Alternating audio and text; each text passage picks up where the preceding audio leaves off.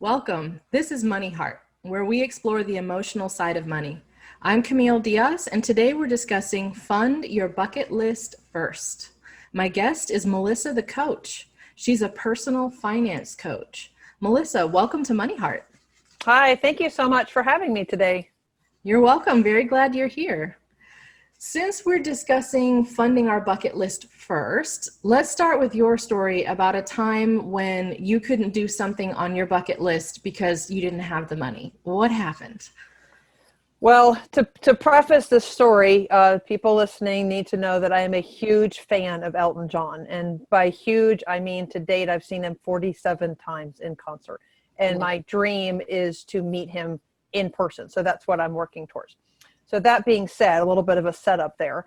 In 2007, Elton John was having his 60th birthday concert at Madison Square Garden in New York City, which was also the 60th time he had performed there. So that's what's known as a once in a lifetime. Like, I don't know who figured that out, the logistics of it, right? But whoever did was brilliant.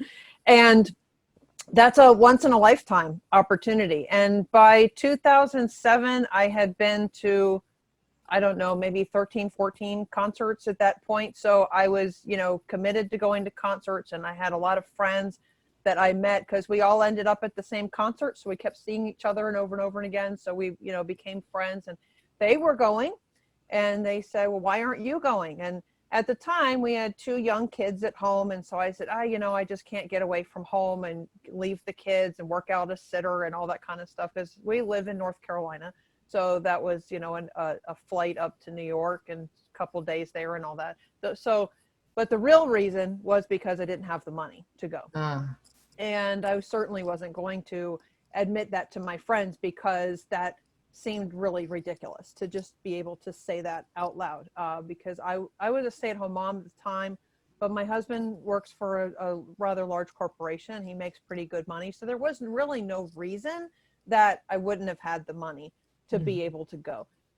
But I didn't. And there was no more buffer room on the credit cards. There was no, there was just no extra money for me to be able to go. So that was a real wake up moment for me. As my adult life, I had always struggled with money. Before I was a stay-at-home mom, I was a career high school teacher. And as you know, that's not one of the highest paid professions I could have chosen. And so I just was always of the mindset that I was just always going to struggle with money, because that's just the way it was, right? Wow. And nobody had really taught me about mindset work and whatnot. But I realized that not having money to do the thing that is one of my very favorite things to do ever, which is to go to these concerts, was really ridiculous. And so that was a big wake-up call for me. So obviously my solution to the problem was to just make more money, right? Because if you don't have enough money, you just go make more money, right? That's right.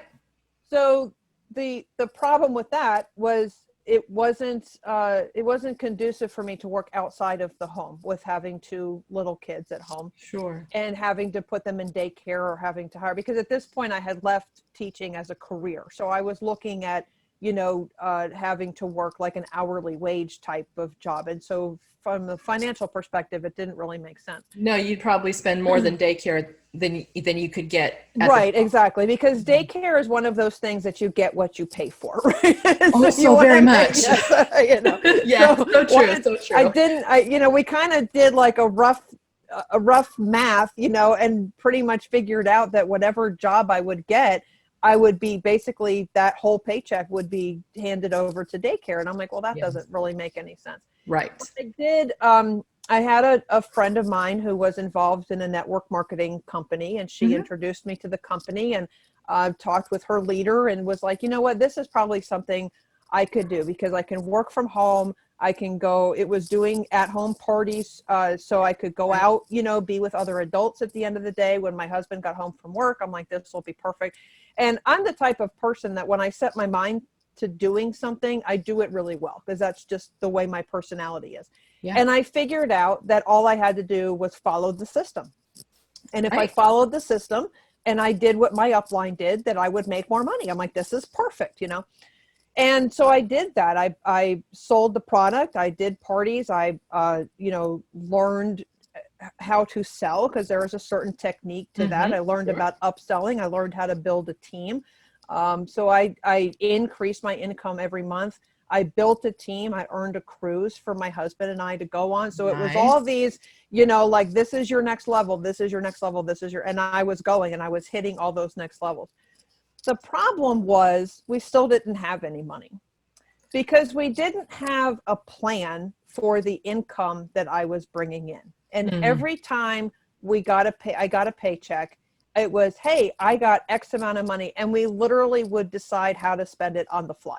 So like every paycheck was like, how much money did you get? Oh, you got that much? Let's go out to dinner. Let's go buy a new piece of furniture. Let's go do, just like, as soon as it came in, it was being spent, So I'm curious, did you only spend up to what you got, or did you spend slightly more than that paycheck? No, we only spent up to what we got because because we were living paycheck to paycheck off my husband's income and supplementing with credit cards. So we were already, like that side of it was already a mess. So we were just kind of adding to the mess, and it's humorous now, like looking back on it, because I'm like, what was I thinking, And so we just weren't getting ahead because we weren't budgeting.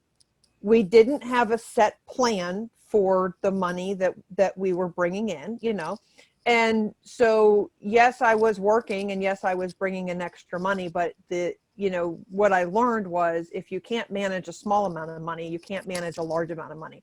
That's why most people who win the lottery, within 12 months, they don't have any money anymore because they don't know how to manage it. So, so then I stayed in that business for, I don't know, 2 or 3 years, I guess. And then when the economy crashed in 2008, there wasn't really a market anymore for what I was selling because it was considered, an extra expense for people to purchase the product. And the business just sort of fell apart. And, again, with 2 little ones at home, even though my upline was like, we've been through this before, because the company is fairly well established. So some people in my upline have been in the company for 10, 15 years, or like, we've been through this before. You just kind of have to do the minimum and work your way through. And I was like, what?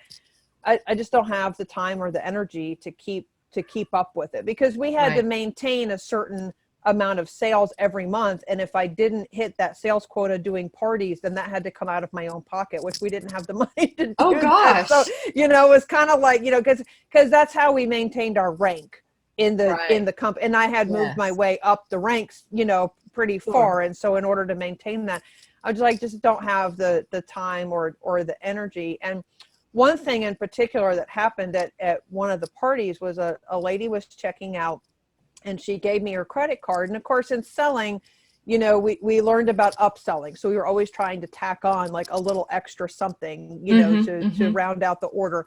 And so I was talking with this lady and I said, well, your total is this. And would you like to add this or this or this? And she's like, yeah, we'll go ahead and do that. And she said, I just make sure that I'm home to get the order and my husband won't see the credit card statement and it'll be fine. And as long as nobody tells him how much money I've spent, it'll be fine. And that really like irritated me, because I'm like, what am I doing? Like, what am I doing here that I'm creating this environment where people are hiding purchases, from their spouses and whatnot. So it was kind of that coupled with the economy, coupled with, I'm just done. Like this was great while it lasted, but I'm just kind of done with it. So I quit that. And then Christmas of 2009 was really my second moment of like, got to fix this money situation. When we put Christmas, I say we, but me, I put Christmas on credit. And our boys were 5 and 4 at the time. And I was more concerned with making sure that we had like Instagram worthy Christmas, like Instagram wasn't around then, but everybody knows what that means. Everybody knows what that means. Exactly. And so, I was really caught up in the commercialization of Christmas and making sure that we had that, Christmas morning moment that they'll remember for the rest of their lives and all this other kind of stuff. And as a Christian, that really bothered me that I had gotten so wrapped up in the commercialization of Christmas that I don't even think, the boys were more excited about Santa than they were about it being Jesus's birthday, and I'm like, what? Like, I've got my priorities all out of whack here. This is really messed up. And I was sitting at the computer, and I had 3 or 4 credit cards sitting out in front of me. And it wasn't because I had intended to max out each of those. It was because we had 5 or 6 credit cards at the time, and they were all almost maxed out. And I had figured out that I could put like $100 on one and $50 on another and 75 on another, and we would still be okay, right? Because that's we're okay. Talking thousands of dollars on each of these cards, right? It's not like it was a $500 card or whatever. Like, I already had like $7,000 and $8,000 of debt on these cards, but I could add an extra 100 and not be so close to the limit and all this stuff. Yeah, so not go over the limit and get the fees or right, exactly, and still be still be kind of okay. And I was on a site, and I was adding things to the cart, and I distinctly remember hearing this voice in my head go, "You're doing it wrong." And my immediate reaction was, no, I'm not. I've ordered stuff off the internet forever. Like, what is this? Like, I put it in my card. I pressed, buy now. I put my card number in. I'm good to go, But a few moments later, I sat back and I was like, whoa, like, I don't profess to hear the voice of God. Like, I have friends of mine who were like, I hear the voice of God every day. I'm like, that's great. I've only heard it one time, but it was like, bam, like very clearly, this is your wake up call. So, I knew, you don't mess around with the voice of God. I mean, that's just the way it is, So I'm like, okay, January 1st, I'm going to do something. Like, my initial reaction was, like, cancel Christmas. Like, don't buy anything. Don't buy. But then I'm like, who does that? Nobody cancels Christmas, So I'm like, okay, I'm not going to cancel Christmas. Yeah. But I will make a promise that January 1st, I will start a different something. I don't know what that is yet, but the following Christmas, we will not be in the same situation. So I'm like, I have 12 months to figure this out, right? I'll figure it out. So as a career teacher, my first thought was, I just need a lesson plan. I just need to create a lesson plan for myself. That's, financial, budgeting, whatever, and follow it, because I'm really good at that, right? Like, that's what I had learned from my network marketing experience, is that if you give me a plan, I'm really good at following the plan, and I can do that. So I'm like, okay, here's what I need. I need a plan. So at that time, so this was December of 2009. So Susie Orman was very popular. David Bach was very popular. I can never remember his name, the Mad Money guy who was on MSNBC, who talks about the stocks and trading and all. He was very popular at the time. So I'm like, I know what I'll do. I'll go to the library and I'll just get all these books about money, and I'll go through all the books, not read every book. I'll go through every book and I'll pick out some things that I think I can follow, right? And that. And so if the author said something that I didn't agree with, I'm like, I'm not doing that. Like, like, that's not part of my plan. And so which is a really solid way to make sure that you get on a good track. That's exactly right. Yes, it's to pick and choose, right? The easiest things to do. Pick the easy ones and ignore everything else. Yes, exactly. So it's like dieting, right? Like, if you want to lose weight, you have to exercise, and you probably shouldn't eat so much ice cream, and you probably shouldn't eat so much chips. And therefore, I like the ice I know, cream. but therefore I don't diet, because I'm just not ready to give up all that stuff, right? So gotcha. But I digress. It's okay. So so this was December of 2009, like the week between Christmas and New Year's. Like, when everything's kind of in a lag, and I'm like, this will be the great week that I'll come up with the plan. Sure. So a few months prior to that, my friend Katrina had told me about Dave Ramsey's Financial Peace University, and she was taking the course at her church, And she was so excited because they were getting out of debt and they were getting on a budget. And she was Dave Ramsey this and Dave Ramsey that and Dave Ramsey this, to the point where when I saw her out and about in public, I would avoid her because I was so sick and tired of hearing about Dave Ramsey. So, you know, God has a wonderful sense of humor because now I am that person, right? So, but as I was creating this lesson plan, I'm like, I should probably go to this Dave Ramsey guy. So, because I had never heard of Dave Ramsey prior to that, right? So I was really like, you have gotten yourself into some kind of scam. Like, nobody gets out of debt. What are you talking about? All this, because it was all new. It was all a new line of thinking for me, you know? Yeah. And so I went to the Dave Ramsey website, and when I opened the website and I started reading it, I immediately knew that that was the plan that we needed to follow. Very similar to when I met my husband, I knew he was the guy I was going to marry. Like, that's the comparison that I can make for people to know. So all that time I had spent coming up with lesson plan, I just pushed all that to the side, and I was 100% in on the Dave Ramsey program. And the reason for that was, number one, it was biblically based, which for me as a Christian, I'm like, this is spot on. Like, this really speaks to me. Mm-hmm. Number two, it's a step-by-step plan. Do step one, then do step two, then do step three. Which is right? What you already knew you were Which is what I already knew that I could handle that, you know. Yeah. And it was all very simple. And I knew, I'm like, okay, well, this I can do, you know. Mm-hmm. And so I bought so on December 31st, when my husband got paid, I took $99 off the top of that paycheck. And remember, we were living paycheck to paycheck. I remember. I was just wondering which of the 7 credit cards you were able to put it on. Yeah. So, well, that was the thing, right? I was like, if I'm committing to this, I've got to take cash off the top. Like, I can't use the credit card to pay for this. Yes. The scary thing was a couple things. Number one, my husband was not agreeable to us doing it, but he wasn't agreeable, but he was supportive, which is kind of you know, a negative thing.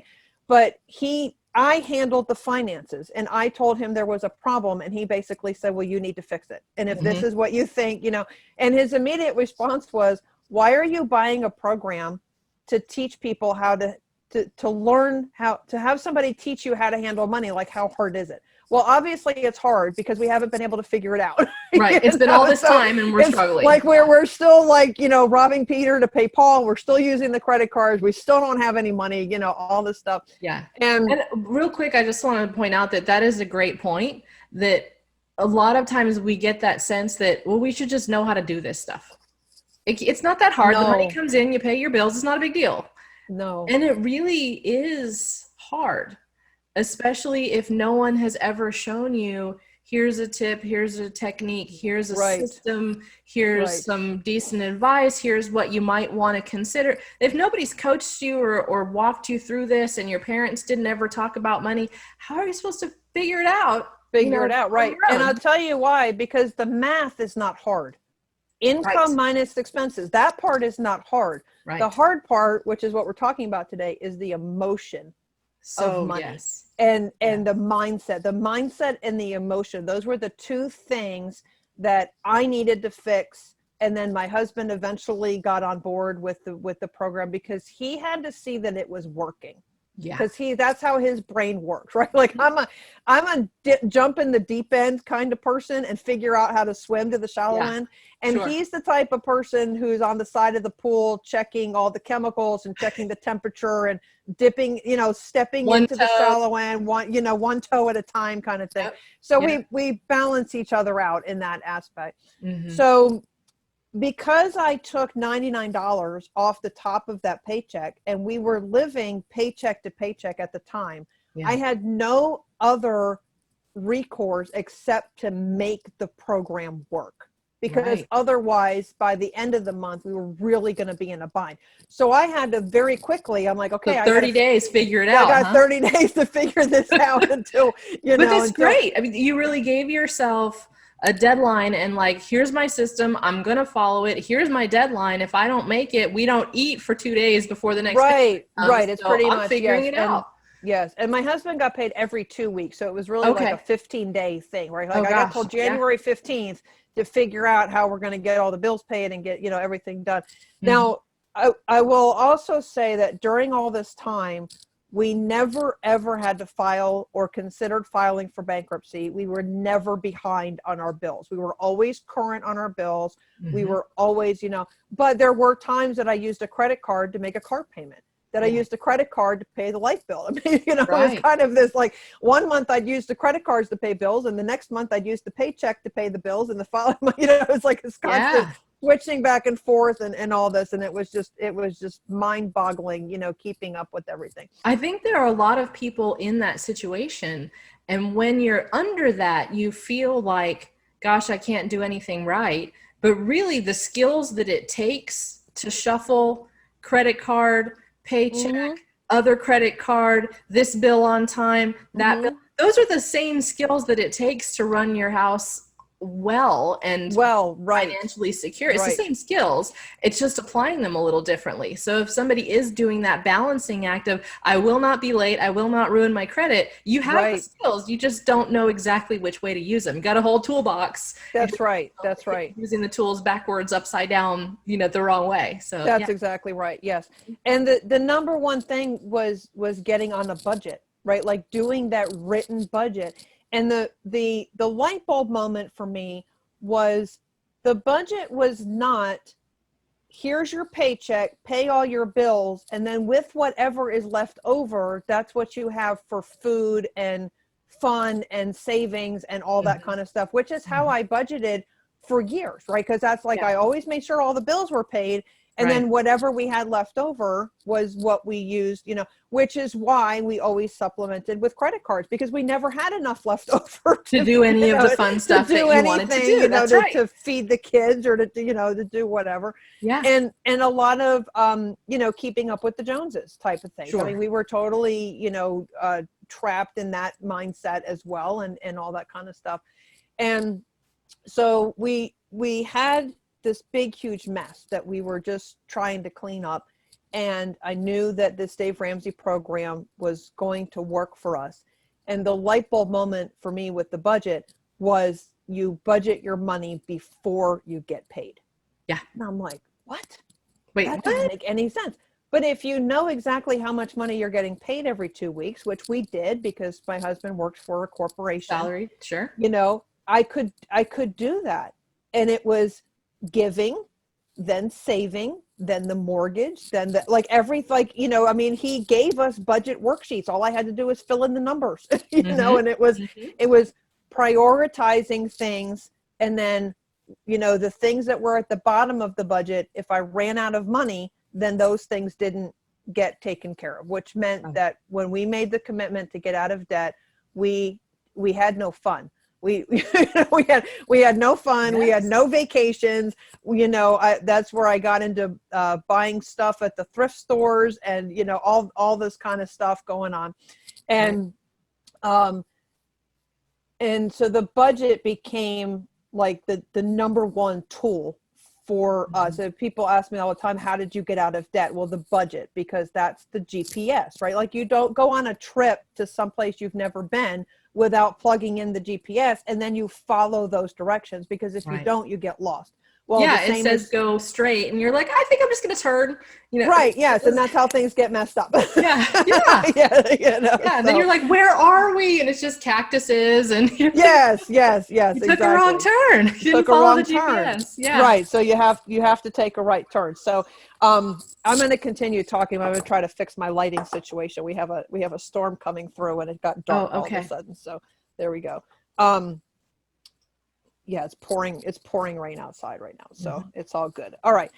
And while we're fixing, your mic is on your shirt. It's kind of scratchy if you want. Oh, gotcha. Yeah. Okay. Is that better? All right. Yeah. Yeah, my sparkly Yeah, if you tuck shirt. it into your collar, it's better. Okay. There we go. That's all right. We're good. Okay, Cool. perfect. So the budget was really the thing that I was like, oh, I can totally do this. All I have to do is plug in numbers, and we're good to go. Mhm. So I can do that. I can plug in numbers. That's not a problem. Then it became finding out how much debt we had.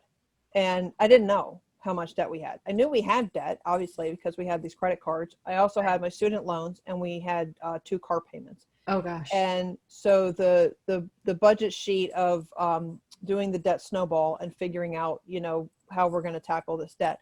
And I still to this day have, I started doing my budget in a notebook, and I still to this day handwrite it every month, and I do it in a notebook. And so I have all these notebooks from over the years. And or like a year or so ago, we were cleaning out the office, and I found like the original notebooks from, you know, when we first started getting out of debt. And it's kind of fun to look back on them, you know, and kind of see where we were and where we are now. Right. And I have pages and pages and pages of how much debt we had, and adding it up at the bottom and always getting the same number, because I couldn't believe the first time I did it, we had $43,544 of debt. And that's that did a fair amount of debt. Yes, that did not include our mortgage. So that was only consumer debt. A large chunk of that obviously was my student loan, but then the car payments and the credit cards. Right. Not using making the commitment to not using credit cards, that was huge for me, because I have had a credit card since I was 18 years old, and I have always used it. And so, and that was our emergency fund, right? Right. So, right. So, I have cash. No. Yeah. Why am I like, this is crazy. What am I doing? But the more I learned about Dave Ramsey's system, and of course I got plugged into all the different groups, and I started listening to his show and hearing people doing their debt-free screams. I'm like, this is going to work. Like, this is going to be, and the debt-free screams was really the thing that motivated me, because people had more debt than us with less income. And I was like, oh, we got this. Like, this is not a problem, you know, like you have $100,000 of debt. I only have 43, you know, we're going to be fine. We'll be fine. Yeah. So we were debt free in less than 4 years. And although we gave up a lot of things during that time, the one thing I was not willing to give up was going to see Elton John. The commitment I had to make, though, was that I had to cash flow those concerts. Right. So that's where the emotional side of money came into play, because I had to save to go see Elton John. Sometimes I wouldn't know like when the next concert was going to be, but I did know that I had to have the money to be able to go. Yeah. So I set up in the budget, and every time we got paid, I would put a little money away, you know, to have the money there.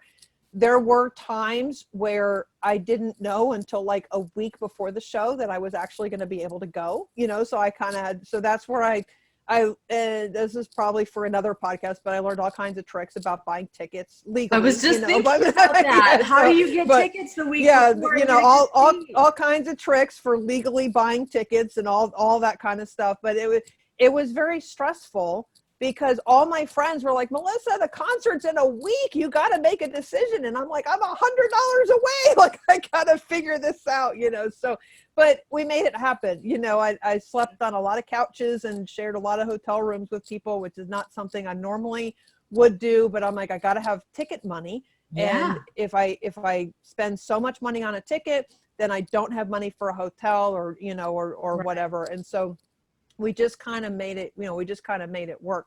About, I don't know, maybe a year into our debt-free journey. So during all this time, you know, we found money in our budget by budgeting and following the budget. And I got into couponing and really trying to bring our grocery budget down to like the absolute bare minimum, but we weren't willing to do beans and rice.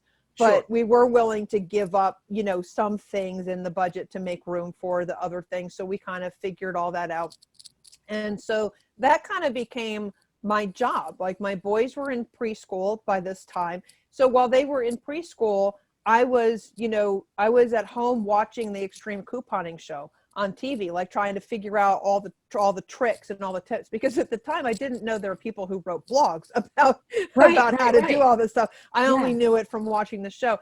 So the budget and getting us out of debt and the personal finance, that really became my job, even though I wasn't earning an income from it, but that was my focus. And I read a lot of books. I read a lot of blogs, you know, if somebody was talking about money, on the Today Show or some other show, I was there watching the segment. I was really absorbing myself in all of the education that I could get, because I knew the more I learned, the more I would be able to help myself.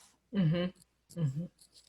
Yeah, I love that. And you say it wasn't your job because you weren't earning money, but you almost were, because you were making the money you were getting actually be effective for your family. Right.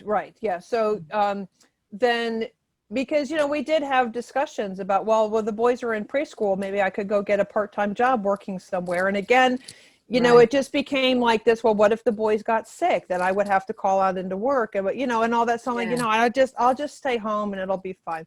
Mm-hmm. So one day, and this was how my first business started that I still run to this day. A friend of mine called and she said, do you dog sit? We had 4 dogs at the time. Mm-hmm. And I said, I guess I could. Like, I don't know why I couldn't. I have 4 dogs. I've owned dogs my whole life, Yeah. And she said, well, she was a dog groomer, and one of her clients had a dog sitter, and the dog sitter canceled on her at the last minute. So she was kind of frantically scrambling around. And she said, she doesn't live that far from you, so it wouldn't be like really out of your way. And the dogs are super sweet and blah, blah. And I'm like, okay, well, I'll call her and talk to her and find out. Right. So again, going back to my network marketing experience, I knew that if I want to do something, I find someone who's already done that thing and I just do what they do. Right. So that's Perfect. What I pulled from that experience. So I'm like, I need to have a business plan. I need to have I can't just call this lady and be like, I don't know how much I charge. I don't know how many times a day I'm going to come on. I don't know, whatever. Right. So I Googled dog kennels in our area, and I found out how much they charged per night, and, kind of got an idea. So by the time I called her, which was like an hour and a half later, I had a semi business plan in place, and I was able to present to her with, like, I charge by the day, not by the visit. And this is what I'll do. And, I'll get your mail, I'll get your newspaper. Like, I'm already at the house. So like, I might as well just do all that stuff. And she's like, you know what, that's fantastic. So I watched the dogs, kept in touch with her over the weekend, updated her with how the dogs were doing and whatnot. And when she came home, she was like, I'm just going to have you watch my dogs every time I go out of town. Will you do this for other people? Yes, I will. Because somewhere along the way, I learned in business, when somebody asks you to do something, you say yes, and then you figure out how to make it happen. Like, if you're not real sure, but you feel like you can do it, right. then you figure out how to make it happen. Right. So I just want to say that I love your plan of, hey, let me not go in there unprepared.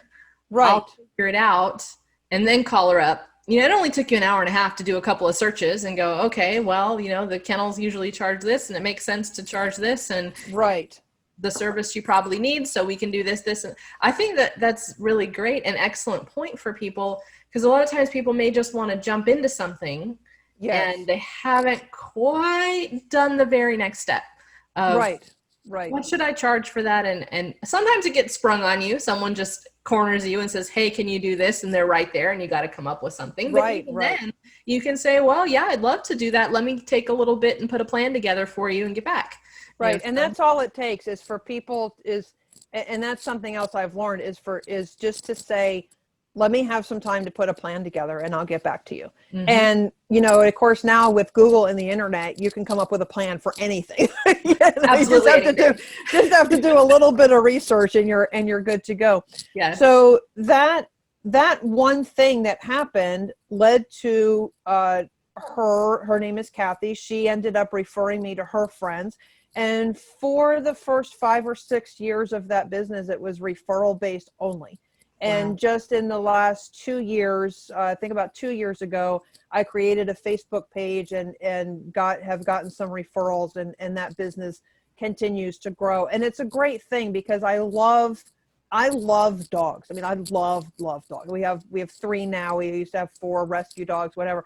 So it's one of those things where I'm like, I can't believe somebody's paying me to do what I love to do. Like, I get to play with the puppies all day. This was awesome. This was so great.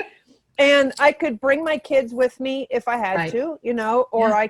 I could go out early in the morning before my husband would have to leave for work. Like I made it work, you know. I mean, that's what you do. You just make it work. The difference now is that now I have this dog sitting job, but my mindset has shifted, and I have a plan for that money. And the Right. plan for that money, because it was irregular income, I never knew how much money I Sure. was making from month to month. Hmm. Every time I got paid from a dog sitting job, that money went towards the debt. So every time I got a check, every time I got cash, every time I got, you know, that it went towards the debt. Hmm. And what happened was, over time, I started seeing, you know, because of course, like the holidays were big, you know, big money makers. And when I could put a whole bunch of money towards the debt, and I'm like, man, this is great. I'm making good traction, good traction, good traction. So that was one of the ways where we were able to pay off all that debt in less than 4 years, What because a fantastic opposite Christmas for you. right, exactly, Holiday time exactly. becomes your big money Because earning my big money earner, right? You debt know, pay so, down time instead of yes. your big spending, try to max out the credit cards and not go overtime. That's so Yes, cool. exactly, exactly. So as we continued to plug away at getting out of debt, and I was learning couponing, I started teaching couponing classes, because that was a big thing at the time. So I'm like, you know what? I'm a former teacher. I've couponed, and the couponing classes, again, that came out of, I was going to the store and I was posting on Facebook. You know, I had $150 worth of groceries and I paid $75 for whatever it was, you know, and people asking me, how did you do that? And I'll be like, well, I'll tell you. And then, you know, kind of one thing led to another, where I was like, I could do a class, like I could charge people money and I could do a class on this. So it's exactly Yeah. what I started doing. And again, I did it on a Saturday. You know, I think I charged like $10 a person or whatever. And Mhm. I walked them through, you know, basically I made a lesson plan. I kind of walked them through what I did, and I taught what I knew and I had personally done. So I always tell people, and that's still what I do today, what I'm telling you is not theory. Like, I have actually done this and it works. So this is what you need to go out and do, you know? And so that little business kind of grew, because then the people in the workshop would tell other people. And then when I would have another workshop, and it would fill up, and, you know, I just kind of kept that going for a while. And during the course of the workshop, I would say, you know, couponing is a lot of work. So you have to have a reason why. And my reason why is because we're trying to get out of debt. We've got this budget going on. I'm trying to make sure we come under budget, because if I can save money on groceries, then we can apply that towards the debt to get out. And people would say, what's a budget? Like, how do you do a budget? I don't know Oh how to do it. gosh. So then I would say, what do you mean you don't know how to do a budget? You know? And Yeah. so I would say, you know, if you stay after class, I will literally grab a piece of paper and I will very quickly show you how to do a budget. And so that's how that, you know, that's kind of how that started. And so I was doing a coupon workshop, and a friend of mine, she said, like right in the middle of the workshop, because at this point in time, I had a PowerPoint presentation. I mean, I was Right. like, I You had were really on everything. it. I Yeah. was on it, right? I had everything done, because I figured out, if I did the PowerPoint presentation, I just had to do one PowerPoint presentation and just teach that over and over again, you know, instead of trying to make it up every time I Remember did a the class workshop. every time. Sure. Right, exactly. So she, like right in the middle of the workshop, she was like, stop, stop, stop, stop, stop. And I was like, what, am I going too fast? Like, what? She was like, I have got to talk to you when you are done with this workshop. And I'm like, okay. And she's like, okay, carry on. And of course I was like, wait, what? Where do Now we you're just all thrown off. you know? I'm like, what? You know? So we carried on. After the workshop, everybody went home, and she sat me down at her kitchen table and she said, you have too much passion to just be teaching workshops. You need to be doing coaching. You need to coach one-on-one, and you need to teach people how to do a budget and how to get out of debt and how to do this stuff, because people don't know it. And whenever you talk about, she said, you talk about couponing and you talk about getting out of debt, you talk about budget. And she said, your whole demeanor changes when you talk about budgeting and getting out of debt. She said, I can tell that that is something you're very passionate about. And I'm like, yeah, I am, but I don't want to do a business. Like I'm not Even though a you'd already business done owner. like 4 of them. Right. Like I had the dog sitting business going, and I had The reason why, because she was like, I will help you set up an LLC. I will help you set up a separate bank account. I will teach you how to be a business owner. And I was like, whew, no, I do not want to be dealing with LLC. I don't want to be dealing with business taxes. I don't want to be like us. I don't want to do all that stuff. I just want to do what I do. And she's like, Melissa, it's not that hard. And I'm like, I know, but at this point in my life, I'm just happy doing the dog sitting gig, teaching the coupon workshops, whatever. And so a little while later, maybe, I don't know, a month or so later, I was doing a coupon workshop and somebody mentioned to me about doing private one-on-one coaching. And I'm like, no, I don't do that. I just teach these workshops, but I can do a budget workshop. Like if that's what something that you'd like to do instead of doing couponing, whatever. And I ended up with this person just doing one-on-one with them and not charging them for it, right? Because I was just like, I'll just help you. Like that'll be fine. Well, that I'll just help you turned into another person with I'll just help you. I'll just help you. So I was helping all these people, which I love because I love helping people. Right. Right.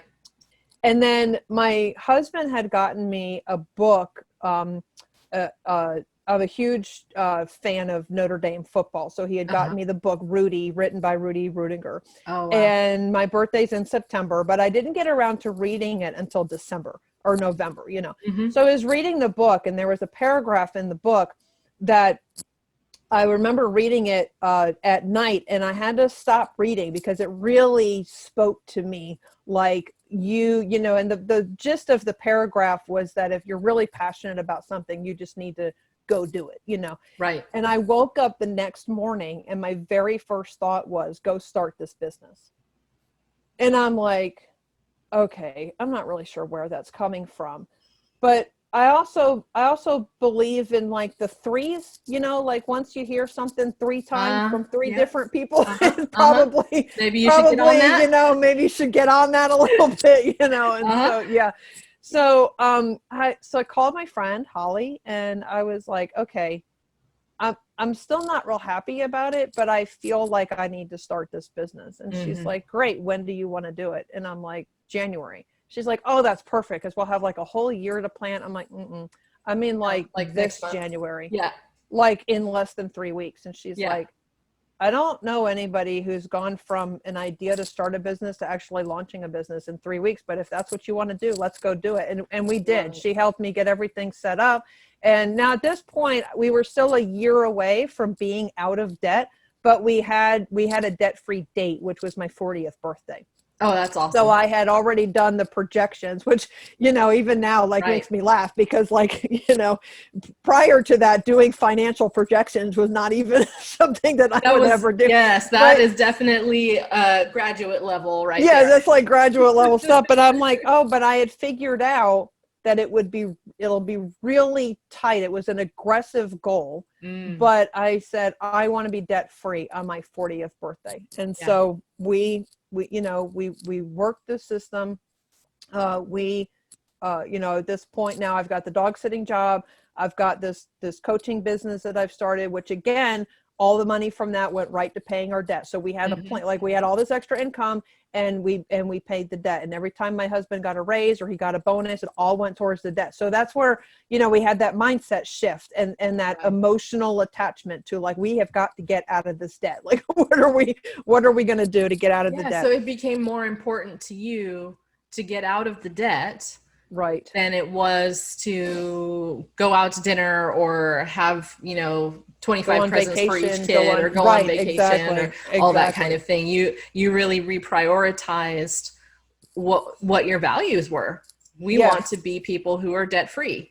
Yes. And knowing that we could do it. Right. I mean, that's the other thing is like, we can do it. Like, so let's have at it. Let's do it.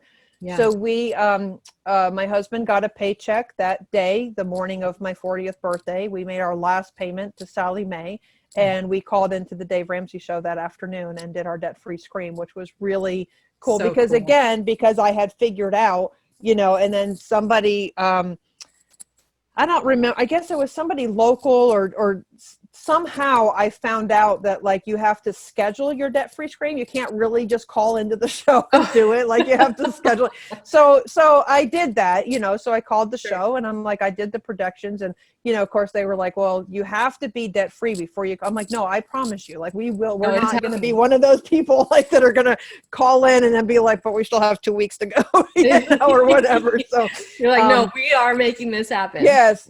So, and the biggest thing in all of that was the emotional shift that we had to have, you know, about how we have conversations about money, how we deal with money, learning that the way you deal with money as an adult has a lot to do with how you were raised about money, but it also has a lot to do about the other adults that you're hanging out with. Right. Like, you know, Yes. So, I mean, you know, when I was a teacher, all my teacher friends were also living paycheck to paycheck. So the thought never occurred to me that it could be better.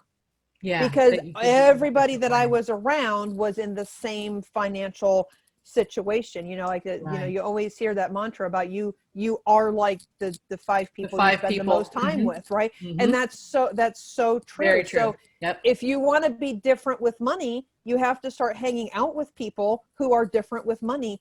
Maybe not so much hanging out, right? Because certainly I wasn't hanging out with Dave Ramsey, but I was listening to the show.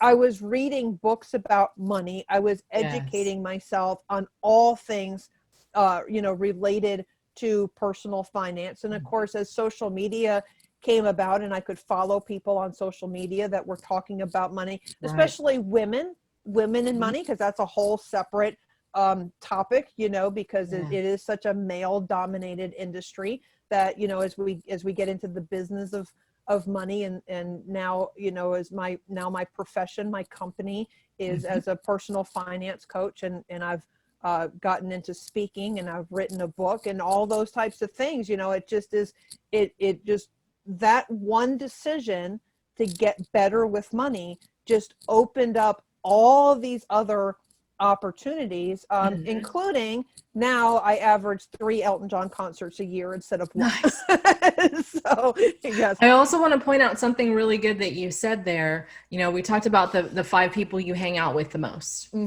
And as you pointed out, you can't always physically hang out with the people that will help you to change your life, the people that are making they are your example of what you would like to be. So instead, you read their books, you listen to their show, you follow whatever it is that they put out. You find a way to still put that content and that influence into your life. Right. So you are becoming a piece like that person. They're still bringing you up, even though they're doing it from a distance, but you're getting the message from them through other content. Yes. And mindset work is really hard.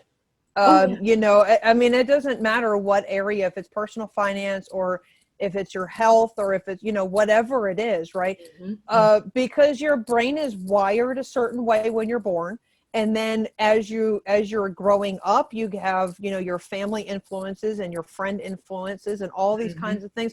So, you know, most people that I know that do serious mindset work, you know, they're in their mid 30s, early 40s. I mean, I'm going to be 47. So this was, you know, just in the last 10 years, more so in the last 2 years, I've really been focusing more on mindset stuff, but just in the whole getting out of debt process, changing your habits and changing the way your brain is wired is really hard. And it's hard. So easy to fall back into the bad habits, you know? And so that's where you have to really, you have to know that, you know, like I know that I'm never going into debt again, because I don't ever want to feel the feeling I have now, which is financial peace. And there's a reason that Dave Ramsey refers to it in that way, because it is peace. It is knowing that we're financially stable. We have a good, solid, you know, financial foundation.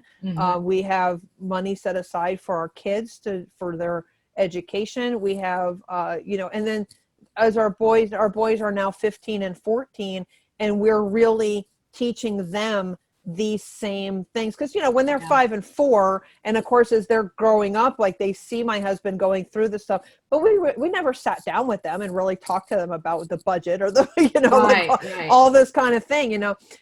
But now that they're getting jobs and they're earning money, you know, we're sitting down with them and we're like, okay, it's 10% saving or 10% giving, 15% savings, and then you can have the rest to spend on whatever you want. But you have to know that if you spend all your money now and you want something later, you have to wait until you earn more money again, because we're not going to bail you out. You know, like these are Yeah. the lessons that we're kind of, so in that, we're really creating generational change in that our Yes. boys will be the first generation on either side of our family to grow up with this mindset. And that, you know, every time I talk about that, I get kind of a little emotional, because I'm like, Sure. whoa, like what are we doing here? You know, I mean, it's just it's a really cool thing. And again, going back to the emotion of it, right? Like, I don't want my boys to be, you know, in their mid 30s and have $43,000 of debt and have to dig their way out of that. Like, I don't want Right. that for them. So we're going to teach them what we learned. You know, we're going to teach them on the front end, so that when Mhm. they're in their mid 30s or early 40s, you know, they could be one of these fire people, you know, financially independent, Oh, retire yeah. early. You know, like they Yes. could be one of those people, Sure. instead of, you know, oh, I have to work until I'm Struggle 80 and because figure I it out. didn't manage my money I didn't well, do you it right know. in the So beginning. Exactly. yes, I love yeah. that. So I love that that's a concept. big you know, that's a big emotional thing too. And that's the thing. That's the thing with us going through this journey. And then it's a thing with, you know, in my coaching practice, that you have to find that spot that you're just like, oh, I don't ever want to feel that way again. Mhm. You know, Mhm. and you know, for me, I've never missed another Elton concert because I didn't have the money, you Yeah. know, from that time. I mean, it was just like that was a turning point to me. Right. And I've been to Vegas, I've been to New York City, I've been to Atlanta. I mean, I've been to Mhm. places that cost a lot of money to be able to go. But you know, when the concert idea, like a friend of mine calls and says, hey, we're going to the Vegas shows, you want to go? I'm like, yeah, I want to go. Let me figure out how to make that happen. You know, Yes. and Yes, stuff like because that. So so you ultimately what I think you're getting at is that you changed your identity. yeah, Someone who is in debt, is paycheck to paycheck, to you now see yourself as someone who is financially independent, can go to things that they want to go to, and therefore you make that happen because that's now right. your new identity. Right. I refer to it as the opportunity of opportunity. You know, that so many people have all these great opportunities presented to them and they want to take advantage of them, but they go, oh, I wish I could, but I don't have the money.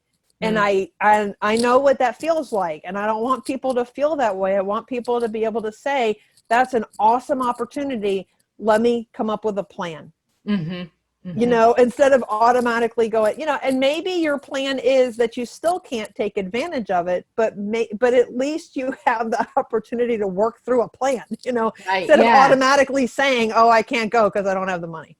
Yes. And that is definitely a mindset shift of, let me see if I can figure that out. If I Yes. even want to figure that out. Sometimes an opportunity comes and you're like, I don't think that's where my priorities are. I don't want to Right. spend money on that particular Right. opportunity right now. But Right. it's really making the choice instead of just having the default no be your Yes. answer for everything. So, Yes. I And love the priorities is very important, you know, because that. we get presented with a lot of opportunity. I mean, even as a business owner, you know, I have people coming to me all the time with things, and I'm sure, you know, you have the same thing. Mhm. And you have to be very clear on what your budget is. You have to be very clear on your priorities, and you Mhm. have to be very clear on what we refer to in finance as opportunity cost. You know, is Yeah. what opportunity am I either giving up or taking advantage of because I'm using the money? You know, so I like to teach people that money is a tool. Like, it's not just a thing, you know, Yes. and it can be a tool that you use to pursue your dreams instead of being something that stands in the way. And for a lot of people, money is the number one thing that stands in the way of them being able to pursue their dreams. And it doesn't have to be that way. I love that. Thank you so much for spending so much time with us today You're and welcome. It's been sharing your great. story. Yes. Yes, it's Yeah, been this is great. Thank you. wonderful. Thank you. Thank you. Um, if you would like to get in contact with Melissa, you can reach her through her website, www.melissathecoach.com. Mm-hmm. Thank you as well to our listeners and viewers. I'm your host, Camille Diaz. This show is sponsored by Serenity Financial, a Five Rings financial agency specializing in financial education, living benefits, and guaranteed lifetime income. Be sure to follow MoneyHeart on social media at MoneyHeart Show and on our website, moneyheartshow.com. Our money mantra for today is one that Melissa helped come up with, and it's I pay attention to my finances. No burying our head in the sand, right? Right, exactly. Okay, I love it. Thank you so much. Thank you, Camille.